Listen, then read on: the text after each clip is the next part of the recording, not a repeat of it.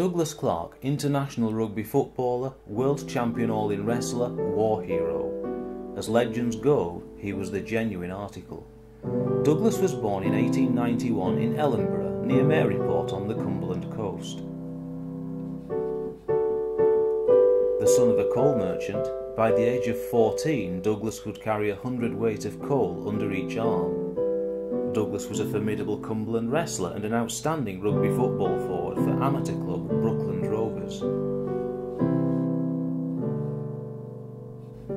He signed to play professional Northern Union rugby football for Huddersfield in 1909 for £30. He lived in Huddersfield for the rest of his life. Rugby provided only part-time work, and Douglas was also a self-employed coal merchant. At Fartown, Douglas joined a rapidly improving Huddersfield team. His teammates included fellow forward, former Wales Rugby Union international Ben Grono.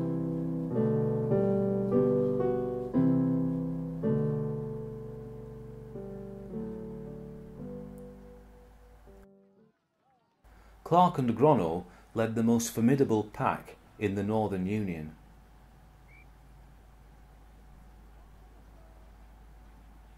Behind them was the mercurial centre three-quarter Harold Wagstaff.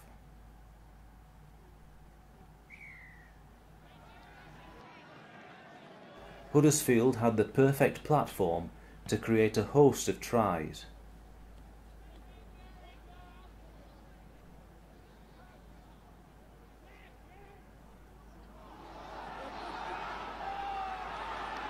For their wingers, Australian Albert Rosenfeld and local boy Stanley Moorhouse.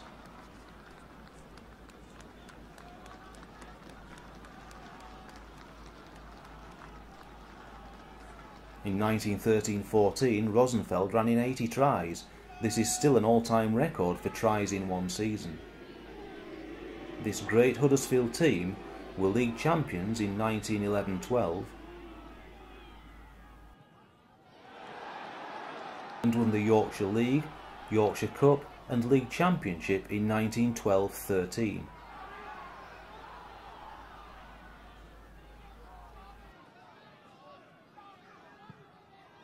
Douglas scored a hat-trick of tries as Wigan were beaten 29-2 in the 1913 League Championship final.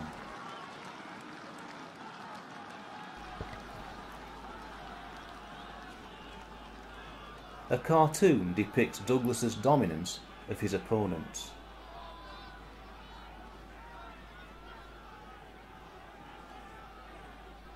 Already a Great Britain Northern Union international, Douglas was selected for the 1914 tour of Australia and New Zealand.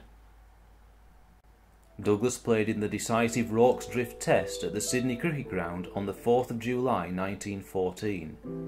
Douglas broke his thumb in the first half, dislocated his collarbone in the second, and twice tried to continue before leaving the field visibly in tears. Reduced to 11 men and at one point just 9, Great Britain, inspired by Captain Wagstaff, won 14-6, the game's most famous victory.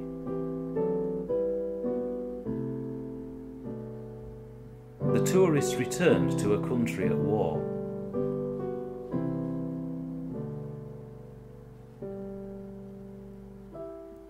But the 1914-15 season went ahead largely unaffected, and Huddersfield carried all before them.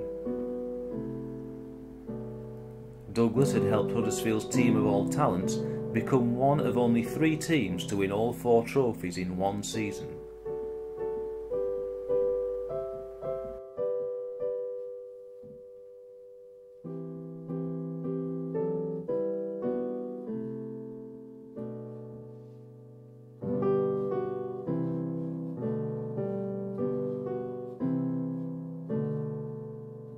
League Championship medals received by the Huddersfield team. These belonged to Fred Longstaff, who also toured Australasia with Great Britain in 1914. Fred Longstaff was struck in the head by shrapnel from a shell on the Somme 22nd of July 1916. He was killed instantly. He was 25 years old. In 1916, Douglas, along with Harold Wagstaff, Ben Grono and Albert Rosenfeld, was drafted into the Army Service Corps Motor Transport Unit by Major Stanley, who wanted the best rugby team in the Army. Douglas qualified as a driver for the Army. And was posted to the Western Front in 1917, where he fought at the Battle of Messines and at the Third Battle of Ypres. He was also the champion wrestler of the British Army. 352 Siege Battery Ammunition Column. Douglas, front row, second right, drove supplies to the front line. His diary records that he was twice gassed and showered by shrapnel from 3 separate shells. 31st of October, collect 8 lorries. All guns this side of Bavaria in action.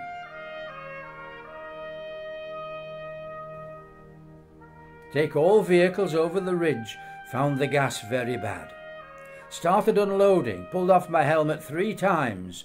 Doing so, I was almost overcome.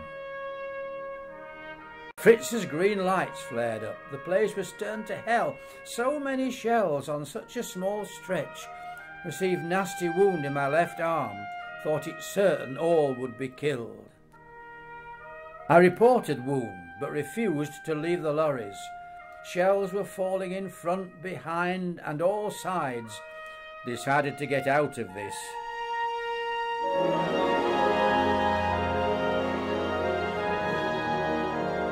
Got lorry turned round. Shell burst, hitting me in the abdomen and chest, throwing me some distance. Bleeding very heavy from stomach. Lost my gas helmet. Thought end must be near. It's then a man starts to think of the dear ones at home, and I prayed I might just be able to see them, to say goodbye. Another shell threw me back on the road. I was picked up and taken to Ypres dressing station. The journey left me very weak from loss of blood. I was taken to number 10 casualty clearing station outside Poppering, operated upon, my abdomen coming in for special attention. Douglas was invalided out of the war in a wheelchair with 95% injuries and shrapnel in his body. He was awarded the Military Medal for bravery, but told never to play rugby or to wrestle ever again.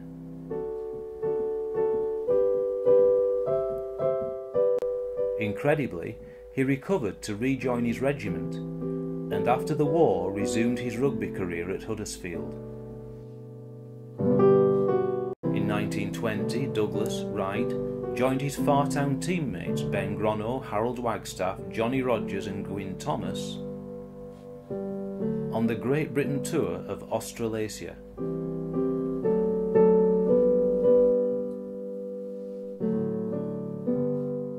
Douglas continued to play for Huddersfield until 1929 when he was 38. He also continued his Cumberland wrestling career,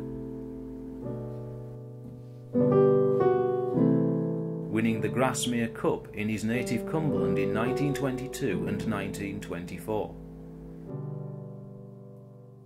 All in wrestling was introduced to Great Britain in 1930 by Sir Athol Oakley, perfect timing for Douglas, who had recently retired from Rugby League.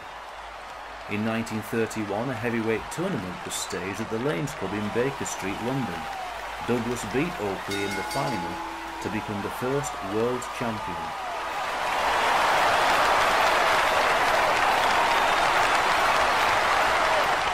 Douglas topped the bill at wrestling halls for the next decade, regaining his title in 1934 and touring Australia in 1934 and 1936.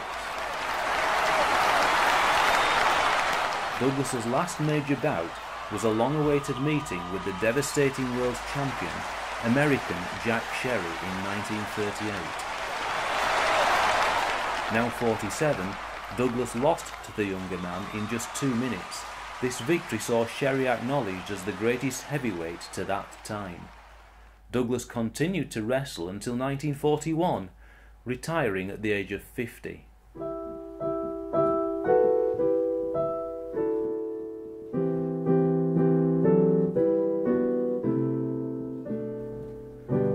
extraordinary life is celebrated at the Imperial War Museum North.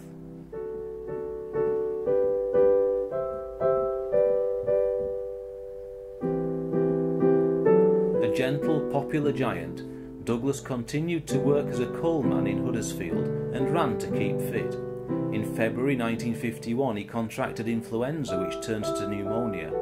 His sudden death at the age of 59 shocked all who knew him. In 2005, Douglas was inducted to the Rugby League Hall of Fame, joining his teammates Harold Wagstaff and Albert Rosenfeld as one of 17 inductees. Reputedly the strongest man on the planet, Douglas always used his strength fairly. His philosophy about life and sport is revealed in a letter he wrote to Huddersfield's Rugby League players, probably from one of his wrestling tours of Australia. It is excellent to have a giant's strength, but it is tyrannous to use it like a giant.